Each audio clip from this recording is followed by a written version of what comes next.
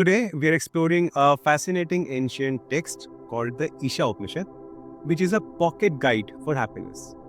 Now, the word Upanishad is derived from Upa, which means near, Ni, which means down, and Shad, that is to sit, implying that students traditionally sat near the teacher to receive life transforming wisdom.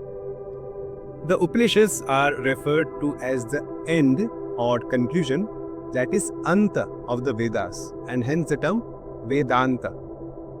The Upanishads, along with Bhagavad Gita and Brahma Sutras, are the foundational scriptures of Vedanta, indicating their role in providing a deeper understanding of the Vedic teachings. The Vedas are the oldest sacred texts of Hinduism, dating back to around 1500 BC or even earlier. They consist of four collections: the Rig Veda, Samved, Yajurved, and Atharvaved.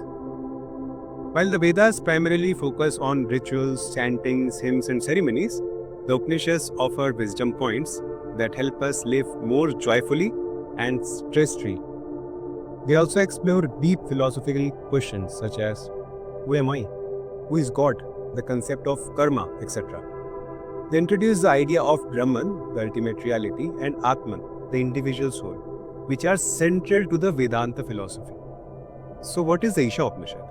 Isha Upanishad is part of the Yajurveda and is considered one of the principal Upanishads. The principal Upanishads are a group of 10 Upanishads that are considered the most important and influential among the many Upanishads. These are Isha, Kena, Katha, Prashna, Munduk, Mandukya, Taittiriya, Aitareya, Chandogya, and Brihadaranyaka. Now, the beauty of the Isha Upanishad is its simplicity. It is one of the shortest Upanishads with just 18 verses, packed with powerful ideas about life, purpose, and achieving true, long-lasting, unconditional happiness. The Isha Upanishad is also known as the Isha Vasya Upanishad. The word Isha Vasya means enveloped by the divine, indicating the Upanishad's focus on divine presence in all aspects of existence. It emphasizes the interconnectedness of all beings and the importance of seeing the divine presence in everything. It encourages seekers to approach life with a sense of reverence and gratitude. It also highlights the importance of balancing the worldly responsibilities with the spiritual pursuits. One of the key teachings of the Isha Upanishad is the concept of Vidya, that is spiritual knowledge, and Avidya, that is material knowledge. It suggests that by pursuing knowledge of the self, the world, and the divine, one can achieve liberation, moksha, from the unnecessary sufferings and misery that the mind creates due to ignorance and irrelevant, useless thoughts. Overall, the Isha Upanishad encourages us to recognize and respect the divinity in every being by adopting a non-judgmental attitude. We have a habit to label people as good or bad, intelligent or stupid, etc. But it offers us a fresh vision to see beyond our judgments.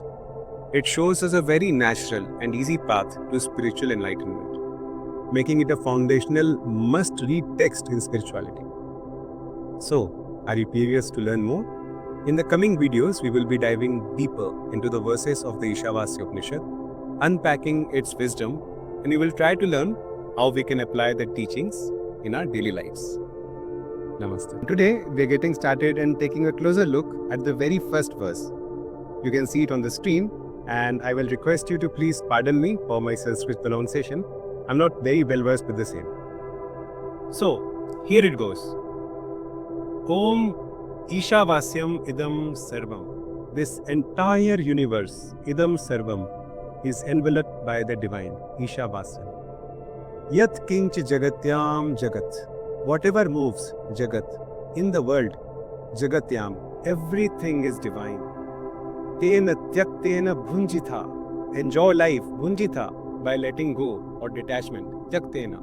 Ma Grudha Kasya Suddhanam. Do not desire, Ma Grudha, anyone's wealth, Kasya Suddhanam. In our fast-paced world filled with desires and ambitions, it is easy to lose sight of what truly matters. The ancient wisdom of the Isha Upanishad offers us valuable insights on how to live a life of contentment and gratitude. The verse begins with the powerful sound of Om, signifying the cosmic energy that fills everything in the universe. It reminds us that there is a higher power, often referred to as the Supreme Being, that governs all aspects of the existence. The Upanishad declares that all this, whatever exists in this universe, is permeated by the Supreme Being. Ishavasyam idam sarvam. This line serves as a reminder of the interconnectedness of all the things. It urges us to recognize the divine presence in every aspect of our life, from the smallest ant to the vastness of the cosmos. Divine or God is not somewhere sitting in the clouds. Rather, divinity is inherently present in everything, in every cell of our bodies, in every atom of the cosmos. The verse then implores us to practice a little non-attachment, not in the sense of giving up everything, but rather in the spirit of moderation and letting go. It says that by detachment, enjoy the things allotted to you. Enjoy life. This teaches us to be content with what we have and to desire only what is truly necessary for our well-being. It advises us to live simply and mindfully, free from the burden of excessive desires, expectations, and possessions. Finally, the verse advises against desiring others' possessions. It warns us against the destructive nature of envy and greed, which can lead to discontentment and suffering. This happens a lot in social media these days, isn't it? Like we see someone's nice picture and start comparing our lives with theirs. The Upanishad encourages us to cultivate gratitude for our own blessings and to celebrate the success of others without jealousy. In a world that often glorifies material wealth and success, the teachings of the Isha Upanishad offer us a refreshing perspective on life. They remind us that true fulfillment does not come from external possessions, but from an inner state of peace and contentment. By embracing gratitude and practicing humility and compassion, we can experience profound joy and harmony in our lives. We can realize that we are all connected in the vast web of existence and stop seeing others as our competitors. Rather, we will see everyone as a part of one big extended family. So let's take a moment today to appreciate something that we have, big or small. Maybe it's our home, our eyes, a beautiful view, our family, the air we breathe, a food on our plate. Just savor it. Be present in the moment. Be grateful and let the feelings sink in. Remember, happiness is not about having more. It is about appreciating what we already have and living a life that aligns with our values. The Ishavasya Upanishad is full of these practical nuggets of wisdom. In the next video, we'll make a humble attempt to interpret the meaning and wisdom of verse 2 and explore how it can help us in our daily lives. Namaste. Today, we will learn together verse number 2. The first verse talked about presence of a higher power. Now verse 2 dives into action. So here it is on your screen. Kurvan eveha karmani. Performing actions, karmani. Even here, eveha. This emphasizes fulfilling our duties and responsibilities in the world. Jidi vishechatam samah. Wishing to live for 100 years. This doesn't literally mean living exactly 100 years. It signifies living a full and complete life while doing our duties. Evam toi nanithetosti. Thus for you, toi, there is no other way. Nanithetosti. This means that when our actions become an offering to the divine and not a source of personal gain or attachment, then what? Na karma lipyate nare. No action, karma, links to the man, nare.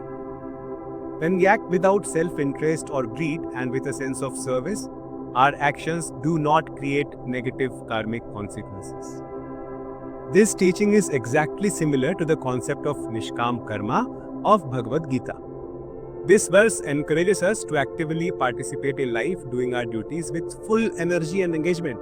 We don't have to detach from the work or duty. Rather, we have to be detached from the expectations that we have for the results of our actions. We should act with the understanding that we are part of something bigger and that our actions are not solely for personal gain. And by doing so, we avoid the burden of negative karma.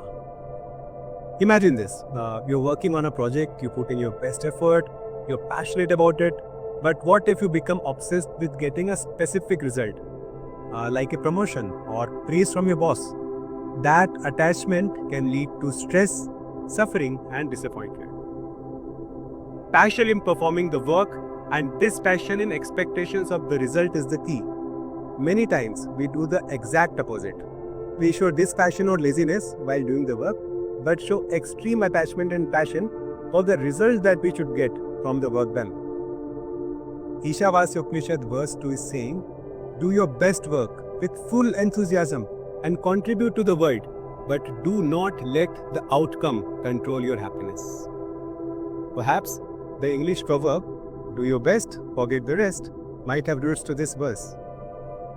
For example, if I talk about myself in this situation, this verse says that I should get my happiness from the act of creating this video and not from the number of views I get on it. By approaching life with this selfless mindset, we can experience a deeper sense of inner peace. In essence, it is about shifting our perspective from what can I get out of this to how can I contribute. It encourages us to find happiness and fulfillment in the act of doing itself rather than in the result. Remember, true happiness comes from living a life of purpose, using our talents and contributing rather than always grabbing. So here is a practical tip. This week, choose one task, big or small, doesn't matter, and approach it with the mindset that the work itself is a source of joy. Just focus on the process and let go of any attachment to the final result whatsoever and see how it feels. The Ishavasya Upanishad is full of these practical ways to find peace and live a meaningful life. In the next video, we'll make a humble attempt to interpret the meaning and wisdom of verse 3 and explore how it can help us in our daily lives. Namaste. Friend divine souls, last time we explored the second verse of the Ishavasya Upanishad, learning to act with purpose by letting go of attachments to the results. And today, we are venturing into verse 3 and things get a little more intense. So here's the shloka on your screen. Asurya Nam Te Loka. Those worlds, Loka, are called Asurya. Which worlds? Andhena Tamsa Vrita. Enveloped in blind darkness. This dark world is not a physical place. Rather, it signifies a state of mind which is full of discontentment and ignorance, and maybe lacks connection with the divine. Tamste Pretya Bhigachanti. They reach to those worlds as a result. So who reaches to those worlds? That is a state of discontentment. Ye kecha atmahano jana. Whosoever are the slayers of the self. Atmahano jana. Atman refers to the true self, the divine spark within each person, and slaying the Atman signifies neglecting or ignoring this true essence. This verse warns that those who live a life devoid of connection to the divine and focus just on selfish desires are destined for a state of restlessness. The verse talks about those who slay the Atman. The idea here is not at all about physically harming oneself. The Ishavasya Upanishad is saying that slaying the Atman happens when we disconnect from our true self. So imagine this. We wake up every morning, go through the same routine, do everything without any interest, and become exhausted by the evening. And repeat. We feel like a robot on autopilot. It leads to a life of emptiness and unhappiness. A feeling that something is lacking all the time, that something more is required. This disconnection from our passions, purpose, and inner voice is what slaying the Atman or Atmahano means. There are of course other ways by which we can disconnect from our true self. For example, chasing only material things, letting possessions and desires define our happiness. Another example could be neglecting our inner growth, that is ignoring our emotions, values, and spiritual well-being. So here's the practical tip. Let us take some time this week to reflect on our connection with our true self. Are we living authentically, or are we neglecting our inner voice? Maybe try meditation, deep breathing, playing a game that we used to play as a child, lying down on the grass, or just spending some time in nature to reconnect with our inner self. The Ishavasya Upanishad offers powerful messages given in these very short verses. In the next video, we will make a humble attempt to interpret the meaning and wisdom of verse 4 and explore how it can help us in our daily lives. Namaste. Last time, we explored the concept of slaying the Atman from verse 3 of the Ishavasya Upanishad and how it's about staying connected to our true self for a more fulfilling life. And today, we are tackling verse 4 and verse 5 together because both describe the nature of consciousness or the Atman, and we will also learn a simple meditation technique. So, here is the first shloka on your screen. Aneja Dekam, motionless and non-dual. This describes the nature of our consciousness as unchanging and indivisible. Manaso Javyo, swifter than the mind. Naina Deva Hapnuvan Purvamarshat. The senses, devas, cannot overtake it even though they ran before. That is, the senses and the mind cannot grasp the true nature of the Atman. Tadhavato Jnanatiyeti, sitting still, it goes faster than even those who run after it. Tishtat Tasminako Matarishva Dadhati. By it, the all-pervading air that we breathe in and breathe out supports the activity of all living beings. This is an incredible verse full of paradoxes and deep meaning, and that we will understand shortly. Now, let's have a look at verse 5, which has even more paradoxes. Tade jati, tanne jati. It moves, tade jati. It is motionless, tanne jati. Tad dure, tadvantike. It is far, tad dure. It is near, tadvantike. Tad antarasya sarvasya. It is within all this. Tadu sarvasyasya bahyata. It is outside all this. Beautiful, isn't it? These two verses describe that Atman is not bound by space and time like our physical bodies. It's beyond the concepts of moving and still, near and far, etc. It is within the universe, and it also transcends the universe, existing beyond the creation itself. It is non-changing and eternal, unlike the ever-shifting physical world around us. We all feel this. Our bodies have changed so much over the years. Our thoughts, desires, ambitions, everything has changed. In childhood, we used to crave for some toys. In teenage, we crave for excitement and new things. In adulthood, we crave for money and success, etc. So all our core thoughts have changed. Today, please look at your photo from childhood, maybe 1 year old. It will be almost impossible to recognize that we are the same guy. So everything has changed, but there is something within us that has not changed, which was there in childhood, which was there in our teens, and which is here right now within us, unchanged. Which is in fact able to recognize that everything else is changing, including our bodies.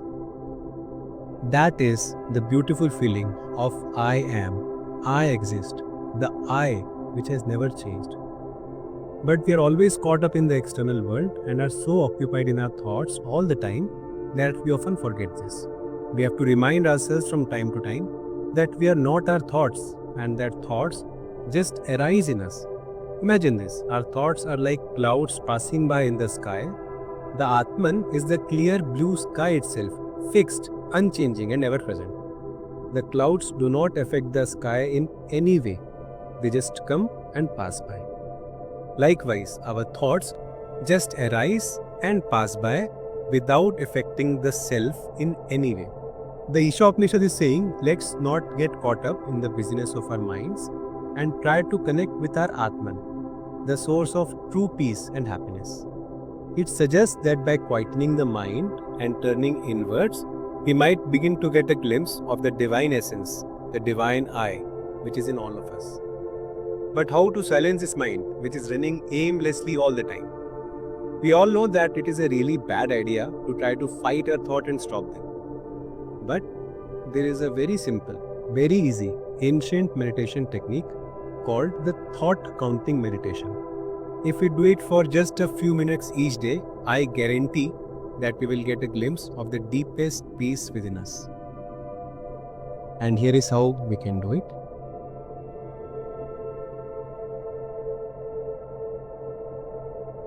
Close your eyes gently and softly. Relax your eyelids. Just let them rest. Just take a moment to slow down and become aware of your surroundings. Now, if a thought arises, just count it as one and let go. Don't do anything else. Don't label the thought as good or bad. Another thought arises, count it as two. Neither try to stop the thought nor try to build a story around it. Just count it as two and let go. One more thought arises, it is perfectly okay. Just count it as three. You are not this thought. You are the blank screen on which this thought has arisen, and it will pass by without affecting you in any way whatsoever. Keep doing this practice for 2 to 3 minutes.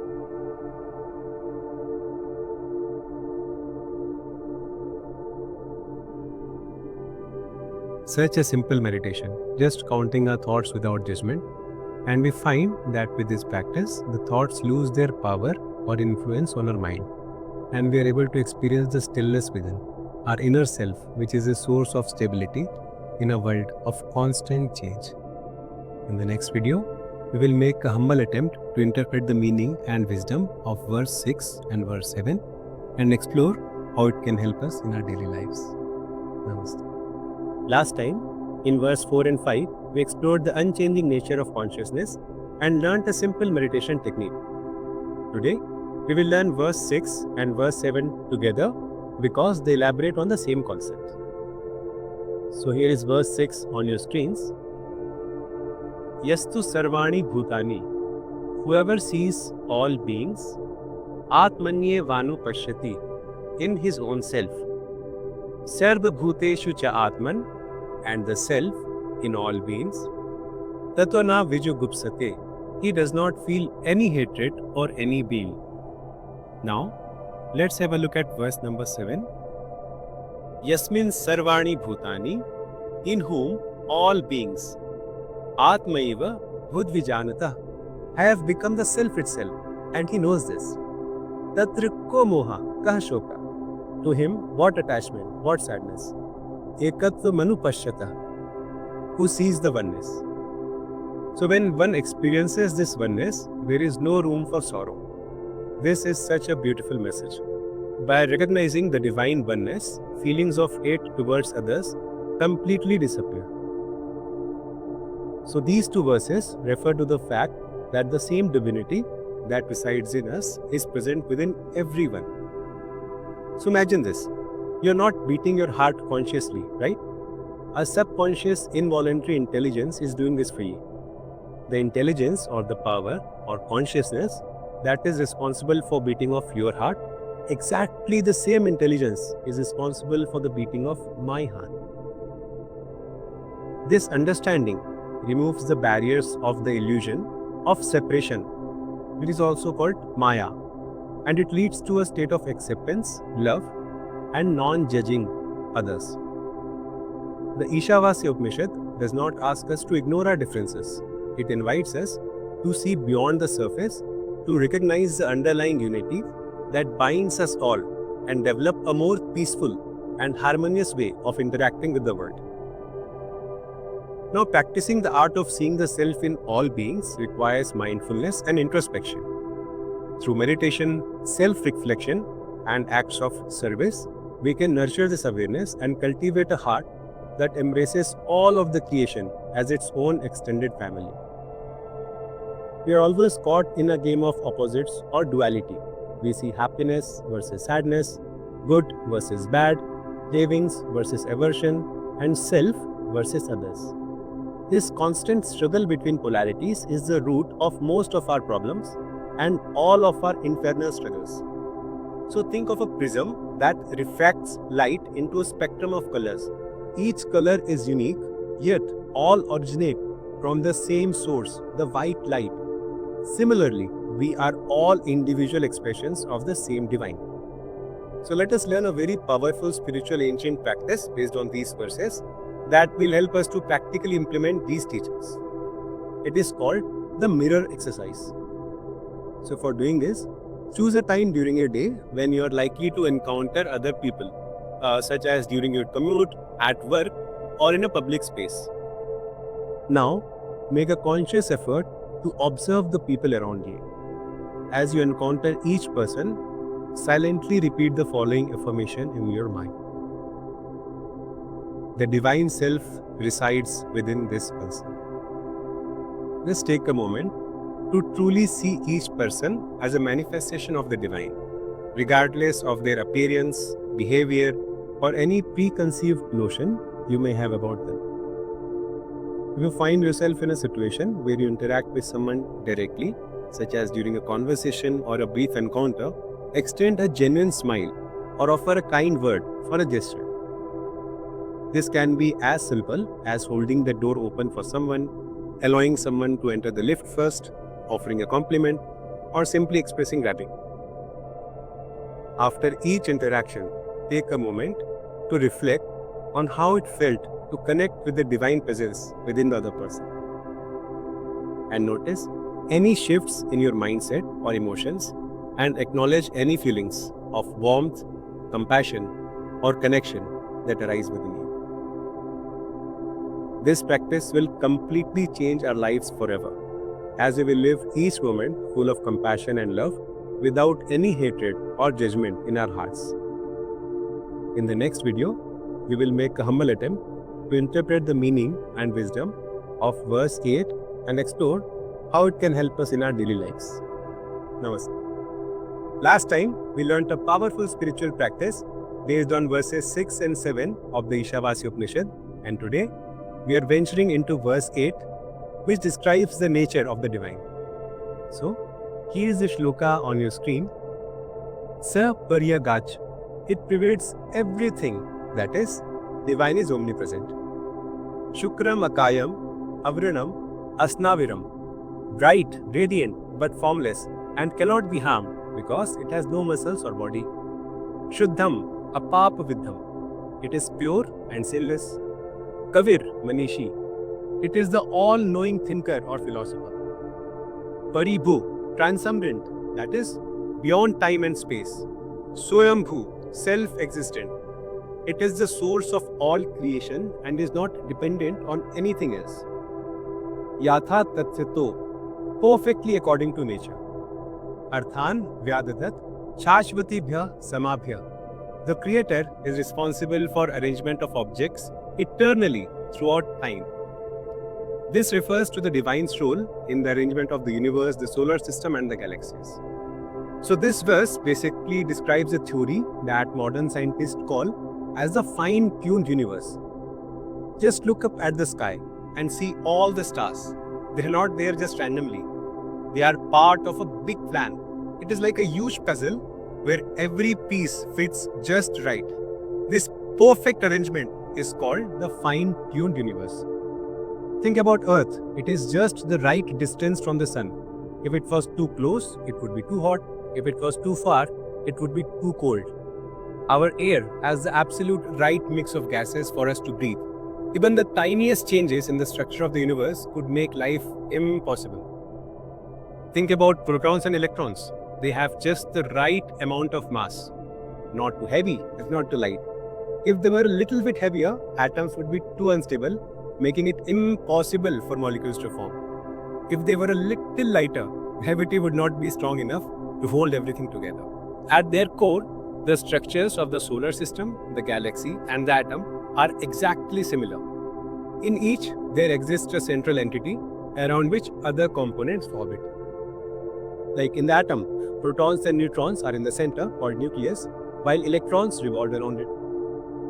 Similarly, in the solar system, planets revolve around the sun, which holds them in its gravitational pull. Likewise, within galaxies like our Milky Way, stars, solar systems, and cosmic dust orbit a central supermassive black hole. So despite extremely huge differences in scale from such a tiny atom to gigantic galaxies, these systems have the same organizational pattern, reflecting the intelligence, the consciousness, the interconnectedness and harmony that is there in the entire cosmos.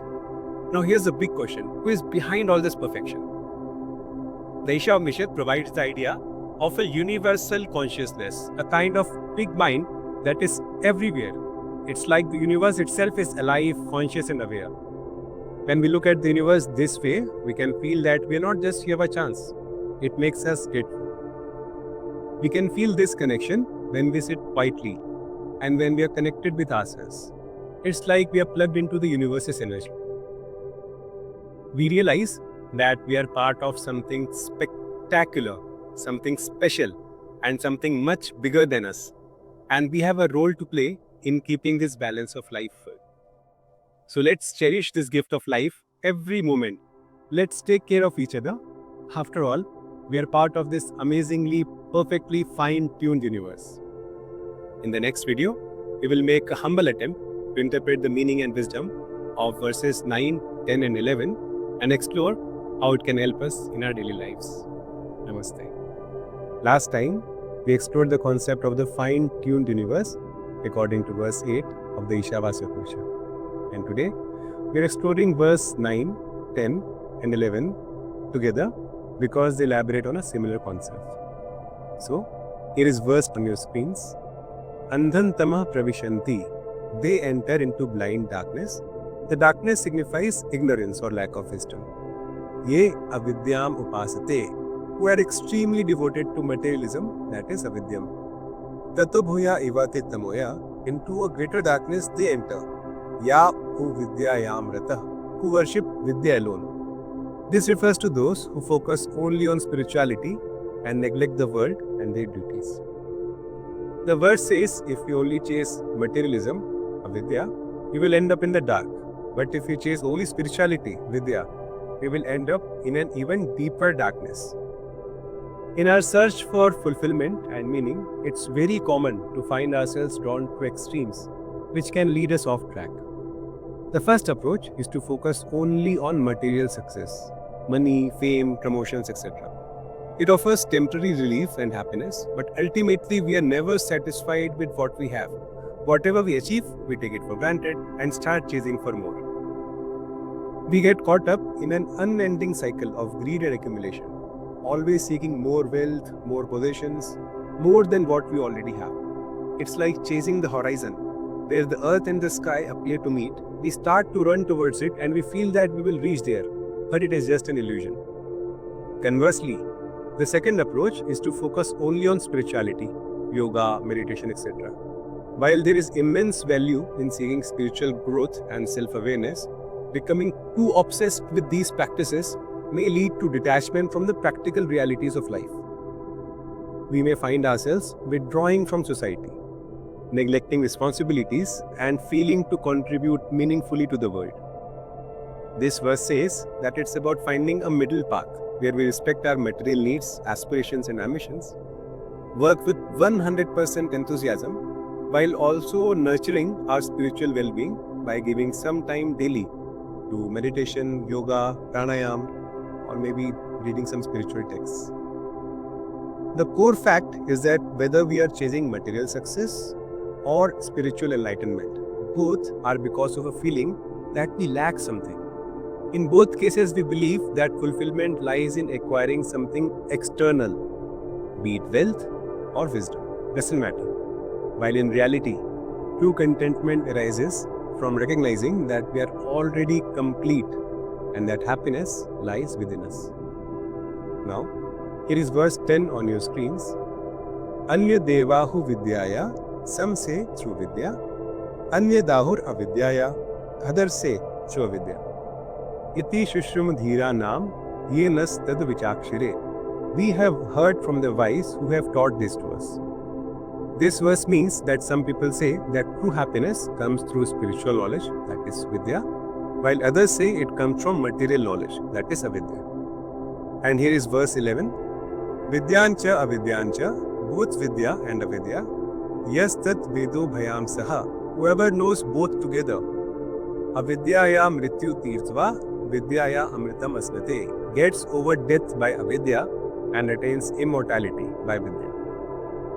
This Verse means that by knowing both Vidya and Avidya together, one reaches a state of equanimity, free from the cycle of happiness and sadness or highs and lows.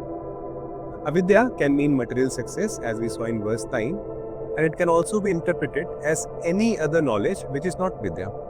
Now, Vidya is spiritual knowledge, that is knowledge of the self, knowledge of the God, etc. So, Avidya is material knowledge, that is knowledge of the world. Vidya is about understanding ourselves and connecting with the divine. So, it is a wisdom that goes beyond textbooks and classrooms. It gives meaning and depth to our existence, guiding us towards compassion, love, deep contentment, and inner peace. On the other hand, Avidya includes all other forms of knowledge like science, finance, marketing, mathematics, etc. It gives us skills and knowledge needed to live successfully in the world, to build careers, solve problems, and contribute positively to the society. Without Avidya, we might struggle to survive in the practical aspects of life. So, in summary, these verses say that just as a bird needs two wings to fly, we need both Vidya, spiritual knowledge, and Avidya, material knowledge, to lead a fulfilling life. When we integrate them, we become active and dynamic in the outside world, yet spiritually aware, peaceful, and calm from inside. In the next video, we will make a humble attempt to interpret the meaning and wisdom of verse 12, 13, and 14 and explore how it can help us in our daily lives. Namaste. Let's explore verses 12, 13, and 14 of the Isha Upanishad, which provide insights on what is better, meditation or idol worship. Here is verse 12. Andham tamah pravishanti ye asambhutim upasate tato bhuya eva te tamo ya u sambhutyamrita. If we are only devoted to unmanifested, asambhutim, we will end up in the dark, but if we are dedicated to only manifested, sambhutil, we will end up in an even deeper darkness. Next is verse 13. Anya devaho sambhavat, some say from the manifested. Anya dahur asambhavat, others say from the unmanifested. Iti shushruma dhiranam ye nastad vichakshire. We have heard from the wise who have taught this to us. And next is verse 14. Sambhutim cha vinasham cha, both manifested and unmanifested. Yas tad vedo bhayam saha, whoever knows both together. Vinashena mrityum tirtva, sambhutyamritam ashnate, gets over death by knowledge of the unmanifested and attains immortality by manifesting. So let's first understand what is unmanifested and manifested. We will consider the analogy of a home. The manifested aspect of a home refers to the physical structure, the walls, floors, roof, doors and windows. So when you walk into a house, you can see and touch these visible elements, which represent the physical manifestation, sambhutim, in the material world. On the other hand, the unmanifested aspects of a home corresponds to the blueprint or architectural plan, which is a conceptual design that outlines the specifications and dimensions of the future home. It represents the unmanifested aspect or asambhutim of the home. Similarly, in existence, the manifested is the galaxies, the stars, our earth and all its beings, everything that we can see or observe. And the unmanifested is the mysterious unseen energy, the cosmic intelligence that is everywhere, shaping everything we see and feel. Even though we might not notice it, it is the source of all creation. Understanding and appreciating both the manifested and unmanifested aspects of reality is very essential for experiencing the fullness of life's beauty and mystery. Now, many people keep arguing about idol worship, that is honoring Sambhutim, versus meditation, that is honoring Asambhutim. Some favor one over the other. So let's try to understand the correct approach from the perspective of these verses. In the journey towards spiritual understanding, every person's path is unique. Everyone has his or her own way of connecting with the divine. For example, imagine a child who may find it very difficult to sit still and meditate, but feels a natural inclination to go down in front of an idol or participate in rituals and prayers. These forms of worship serve as a simple, easy gateway to the divine, offering a sense of comfort, familiarity and connection. Rituals provide a structured framework through which people can express their devotion and cultivate a sense of spiritual presence. However, as one progresses on the spiritual path, it is also essential to do practices such as meditation that support direct connection with the unmanifested aspects of existence. While meditation may initially seem challenging for some, it offers opportunities for inner growth and self-discovery. With patience, practice, and guidance, we can learn to quieten the mind, open the heart, and tune ourselves to the bliss that exists within us, thereby deepening our connection with the divine beyond the boundaries of external forms. In this way, both idol worship and meditation are valuable tools on the journey towards spiritual realization. They complement and support each other, offering diverse pathways for individuals to establish a relationship with the divine and awaken to the boundless depths of their own being. In the next video, we will make a humble attempt to interpret verses 15 and 16 and unlock a big secret to be happy. Namaste. Let's explore verses 15 and 16 of the Isha Upanishad, correlating them with the science of happiness, and understand the key difference of happiness hormones dopamine versus serotonin. Here is the verse 15. Hiranmayana patrena, by a golden vessel, satyasyapi hitam mukham, the face of truth is covered. Tattvam pushan apavranu, O nourisher, remove this covering. Satya dharmaya drishtaye, so that I can see the truth. Verse 16 is a continuation of the verse 15 prayer to the nourisher. Ushan ekarashe yam surya prajapatiye, the nourisher, the controller of all, the sun, the divine, view Rashmi Samooh, remove the rays and gather together the light. Tejo yat te rupam kalyanatamam tat te pashyami, I see the radiant auspicious form. Which form? Yo Sa Vasau Purusha Sohamasmi, that being who is there and here, that is everywhere, I am him, Sohamasmi. These verses say that truth is covered by a golden vessel. The golden vessel can be seen as the attraction of the material world. In modern times, the advertisements on our TV, on hoardings, on mobile apps, they just bombard us with the images of happiness linked to material possessions. They are constantly shown that the newest car, the biggest house, the smoothest ice cream, or the latest gadget is the key to fulfillment. The market wants us to feel discontent and dissatisfied, then only their products will sell. This creates a kind of cover-up, a golden vessel, Hiranmayana patrena, hiding a deeper truth that true happiness is actually inside us. We need to uncover the truth by realizing that happiness is not something that can be purchased or acquired. It is not an object or a possession. It is a state of being, a feeling that comes from within. The latest discoveries in neuroscience completely support this idea of the Isha Upanishad. Due to the advertisements, we have got a totally wrong idea that excitement is happiness. We must understand that there are two systems in our brains responsible for feeling happy. One is related to the neurotransmitter dopamine, which is excitatory in nature. It makes us feel excited. It is associated with anticipation and desire. Dopamine makes us want more. It wants us to have something that we already do not have. It makes us always looking forward for the next big thing. It keeps us busy, always doing something, thinking something, imagining something, or doing something. And we are so focused on the future that we forget to live and enjoy in the present. Although dopamine is very important for us as it motivates us to achieve something. But relying only on dopamine for happiness is a sure shot formula for misery, because we will keep on postponing our happiness to the future and we will be miserable in the present moment.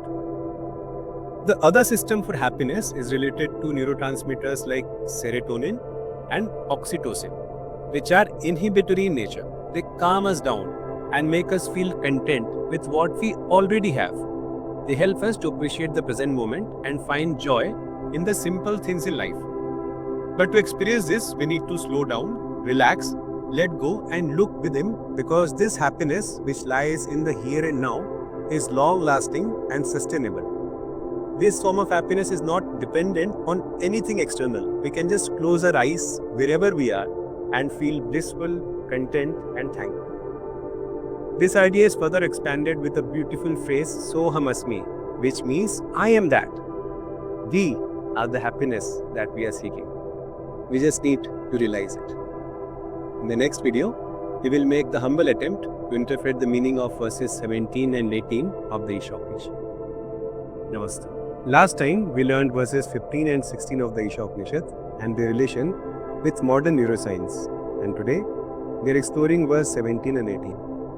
Here is verse 17. Vayur anilam amritam athedam asmantam shariram. May my breath or prana return and merge with the all-pervading air, and my body become ashes. Om Krato Smara Kratam Smara Krato Smara Kratam Smara. Om, O mind, remember my deeds, remember my deeds. The final verse, that is verse 18, is a prayer in continuation with verse 17. Agne Naya Supatharaye, O Agni, lead us on the right path. Asman Vishwani, Deva Vayunani Vidvan. May all the divine energies with wisdom guide us. Yuyodhyas Majju Huran Meno Bhuishthan. May we strive to attain the greater good. Te Nama Uktim Vidhema. We offer our salutations to this divine knowledge. Every one of us thinks and wonders that what exactly happens after we die. Verse 17 has an insight. So imagine a closed pot containing air. As long as the pot remains intact, the air inside is separate from the all-pervading air outside. It has a distinct identity of its own. However, when the pot breaks, the boundary dissolves and the air inside merges with the air outside. Similarly, our physical bodies are like temporary vessels that contain the life force or prana, and when we die, our individual prana merges with the universal life force, that is Isha, as discussed in verse 1, which is present everywhere in every atom. So in simple words, after death, our life energy becomes one with the big universal energy, just as the air in the pot becomes one with the air outside. This verse reminds us that our physical body is temporary and one day it will turn to dust. Remembering that we will die someday reminds us that all the stress that we are holding on to is for something that is temporary. All our hatreds, judgments, opinions, fears, likes, dislikes, everything will turn to ashes soon. The verse calls for introspection to consider the impact of our deeds, our thoughts, and our words on ourselves and the world around us. When we remember that our time here is limited, we try to be kind and compassionate with others. We also try to leave a positive mark on the world. This thought encourages us to let go of bad feelings and focus on making peace with ourselves and with others. It also pushes us to chase our dreams and enjoy life more. Now, let's look at the final 3 actionable takeaways from the entire Isha Upanishad. First is to practice gratitude by reflecting on the gift of life, appreciating the good things, the people we love, the experiences we have, and the magic and the beauty that surrounds us. Second is to live mindfully by acknowledging that our time here is limited and we should make the most out of it by letting go of attachments and setting goals that are meaningful to us and try to live a life that we won't regret. And third is to know that there is a higher power that loves us dearly. With this, we come to the end of this beautiful journey of all 18 verses of the Isha Upanishad. I hope this video series was insightful for you. My best wishes to everyone watching this. Namaste.